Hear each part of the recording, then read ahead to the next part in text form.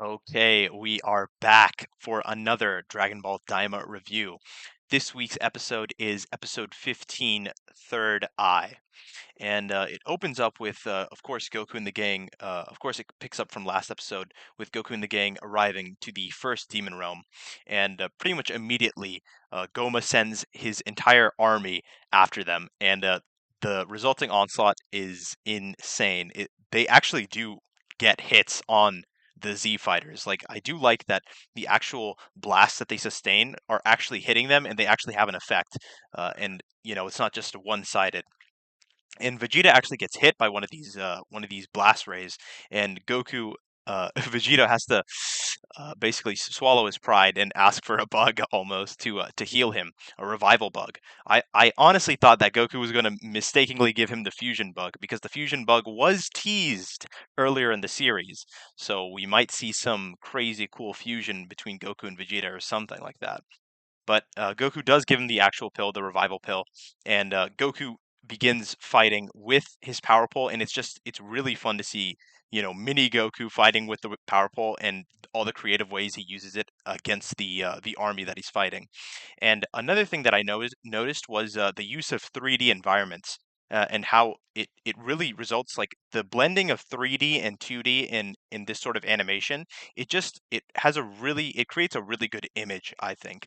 And I think they first really started experimenting with this in like Dragon Ball Z, the Battle of Gods with Beerus, and I think it looked okay. And then they kind of probably went a little bit overboard in Resurrection F.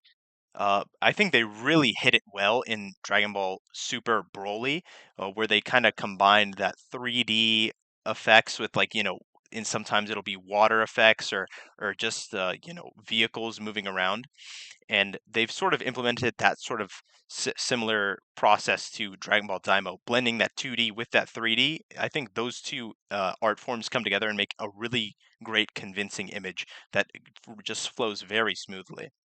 Another thing amongst the onslaught is the third eye is spotted by Goma, and then we start getting the backstory about how it was stolen by Dabura versus Dabura. It was stolen by Dabura, while Abura, the previous demon king, was king of the demon realm, and it was actually really cool. In that little backstory, we actually saw the silhouettes of previous demon realm kings, and I thought that was like really cool to see. But we see how Dabra steals it. He gets like some guy to steal it while he distracts the guards, I guess, and he takes it through the second demon realm world to the third, and he eventually, I guess, gets bodied by like some cavemen or whatever. And you know, Dabura becomes the demon realm king, and I guess shortly after that, he gets destroyed by Boo. But it was cool to see like that eyeball and how it got to Hybis, because the entire time I was just thinking, like, how does Hybis, this really chill looking dude, get something like the third eyeball? Because they did hint at the third eyeball earlier in the series as well. They had like a lingering shot over it during one of Hybis's scenes, and we finally see that he actually just stumbled upon it in the forest and thought it was kind of a cool ornament and puts it in his belt in a pretty funny scene. And then while he's, sitting there amongst the chaos, a girl, I believe sent by Degasu, comes to try and charm the eyeball away from him. But Hybis is having none of that, and he just wants the girl's hat instead, which I think is a pretty funny trade. And she, of course, feels insulted afterwards. She's like, "Oh man, I know I got the eyeball, but I kind of feel insulted." I thought that was kind of funny. But they also have this small moment between Goku and Neva the Namekian. They have like this small moment where Goku asks him to kind of help, maybe make a shield or something, but he declines because I guess he just says, "Oh, I'm an old man, you guys figure it out." So I think, Neva, he has a tricks up his sleeve, but he chooses to take a back seat and let Goku and the gang just deal with everything. Another thing I noticed was Goku is spotted by a boy while Goku and his friends are just kind of gliding through the city while they're being shot at. There's a child who sees Goku from the window and he calls his mom and he's like, "Oh, look at that guy or look at that boy with round ears. And I think small things like that just to add to the world building and make the world feel more lived in. Because for the purpose of the story, for the grander thing, you probably don't need a scene like that. But I think it's very necessary just to have those things like that because it just makes the world more rich, you know?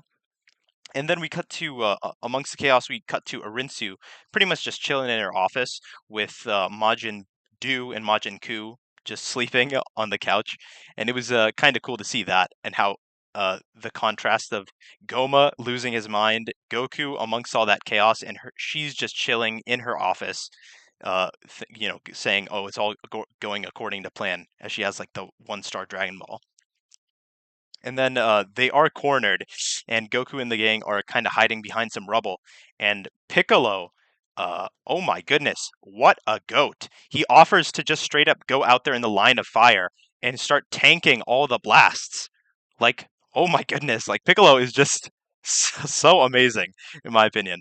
And Neva, the Namekian, does kind of discourage him because he says if he does that, if he gets hit in a vital organ, then it's going to be, he'll get bodied basically. Uh, so that stops Piccolo. But the fact that he was even thinking about doing that, it was just like, man, Piccolo is such a great team player, and I think it just, is very endearing of his character. But thankfully, they do a coordinated attack, and they do all attack at once.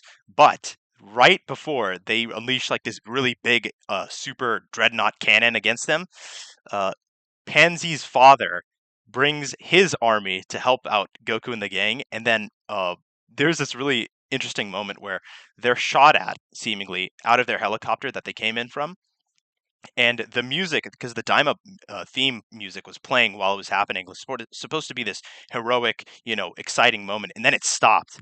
And honestly, I got a little bit worried. I was like, when they stop the music, it usually means something. But thankfully, they were okay, and they combined forces with Goku and Vegeta and Piccolo and everyone, and they all came together to defeat Goma's army. And while doing so, Goku actually goes Super Saiyan, and the fight choreography and animation is just so splendid. I mean, it's such a treat to watch, and it was really cool to see Goku go Super Saiyan and just completely demolish, dozens and dozens of bad guys. And then, of course, after that, Goma is completely shocked that they've won the battle because afterwards the battlefield looks like completely a mess because there was chaos basically, and Goma is looking very very scared, and Degasu comes to him and he says, "At least we'll have I forget their names. The Ginyu Force number 3. That's what they might as well be called. They have them. So we'll probably see the Ginyu Force number 3 fight Goku and the gang next episode." Uh, and another thing is that because the eye was traded for the hat by that girl, uh, who I assume was probably sent by Degasu, it probably means that they have the third eye in their possession now. So I'd be interested to see if someone puts that on. Probably Goma. Because he's the big bad, and it did say that the third eye does grant like some very strong powers. So that might be what we might see if Goku and the gang get past the Ginyu Force number 3. Then it might be Goma with the third eye, and then Goku and Vegeta might need a. All I'm saying, they might need to eat a fusion bug or something. But yeah, it'll be very exciting, and I think this episode of Daima was it was just fun. It was really fun to see Goku and the gang just coming together, fighting this army, and the army was actually formidable. It's not just some one-sided brawl. It was, there was a back and forth, and I think that's what makes things like very interesting. And I'm really excited to see where it goes. This was a really fun episode, and I cannot wait for next week.